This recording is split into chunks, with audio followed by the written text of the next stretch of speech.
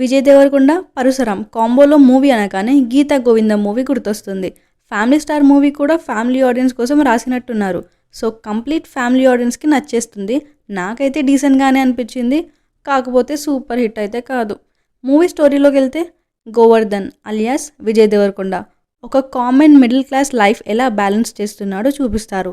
వాళ్ళ ఫ్యామిలీలో 2 బ్రదర్స్ ఉంటారు. వాళ్ళ పిల్లలు, వదిన, డీసెంట్ జాబ్, సేవింగ్స్ ఎక్సెట్రా ఇవన్నీ మిడిల్ క్లాస్ ఫ్యామిలీలో ఉండేటివే. ఫస్ట్ 20 మినిట్స్ చూపిస్తారు.